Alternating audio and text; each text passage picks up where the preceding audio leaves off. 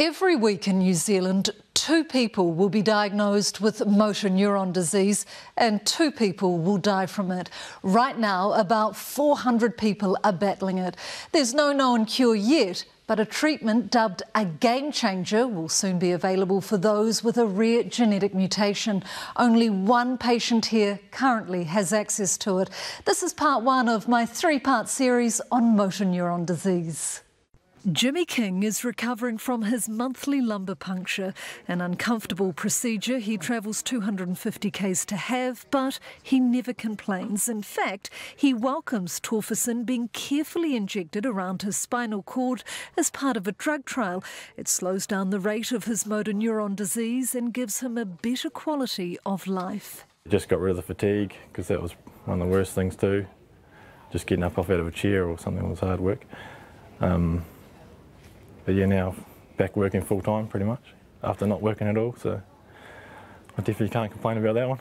A married father of 3, Jimmy first developed symptoms when he was just 30. He thought it was a rugby injury. The eventual diagnosis was a devastating blow for the whole family. Your world comes tumbling down, really. I remember the drive home. We just pulled over and just cried on the side of the road together. MND can be both cruel and debilitating. It gradually shuts down the body, causing paralysis. Diagnosis to death, usually caused by a weakening of the breathing muscles, is normally 2 years. Currently, there's no cure. Just a young kid and just not being there, not being able to do stuff, That's the worst part. Sadly, in his family, he's not alone. Since his diagnosis, he's learned about 40 family members have been diagnosed with and or died from the disease. They have a rare genetic link. Knowing that family members have only lived 2 to 5 years and that we'd just started our life, so it was really hard. So Jimmy and his family moved to Canada in 2019 for a clinical trial with Torfason, dubbed the wonder drug.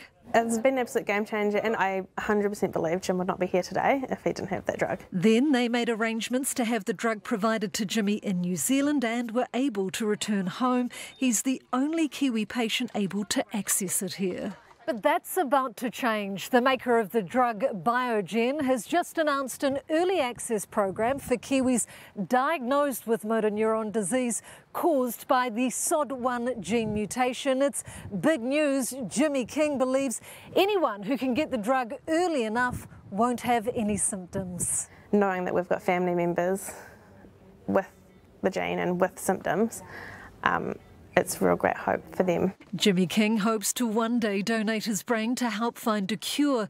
In the meantime, he's happy to freely walk out of his latest appointment, a simple act that wasn't possible before he started taking his wonder drug. We stay in Christchurch, where Paul Barton is petitioning for motor neuron disease to become a notifiable disease. His wife Ali was diagnosed with the debilitating disease when she was just 34. He says making it notifiable could eventually lead to a cure. Turn a little bit. Straight down. Navigating a new life confined to a wheelchair. Straight down, that's it. Ali Barton, once an active hiker and gym goer, doesn't want to be shown. She's camera shy after being diagnosed with motor neuron disease at just 34, one of the youngest with the condition in New Zealand. Her body is shutting down. The disease will eventually claim her life. Motor neuron disease changes everything. My wife is a nurse. She was an ICU nurse, so she saved lives, and now she's had to teach me how to be a nurse, and that's something that I never thought that I would be doing. Her first symptom was a tingling in her right ring finger, which then spread, but it took 2 years for a diagnosis. And suddenly she was really struggling to walk and talk, and they got an ASAP appointment with a neuro the next day, and he unfortunately diagnosed motor neuron disease.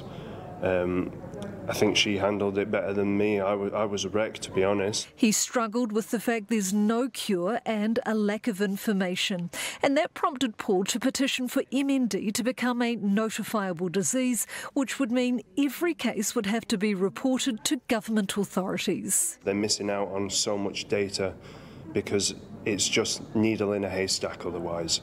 you can't narrow down links between cases. He says if it was notifiable, the information could be used to inform a public health response and medical research. The only way that they're going to find answers and understand this illness is to make it notifiable. A similar petition was created in Australia by MND patient Peter Riley. You end up with an active brain in a dormant shell. He collected nearly 30,000 signatures before his death last year, but no government action's been taken yet. Paul Barton aims to hand his own petition to the New Zealand government next month. To make it simple, he says people can just scan this QR code. We asked the Health Minister about the likelihood of MND becoming a notifiable disease. Look, I'd have to say at first blush that's not likely.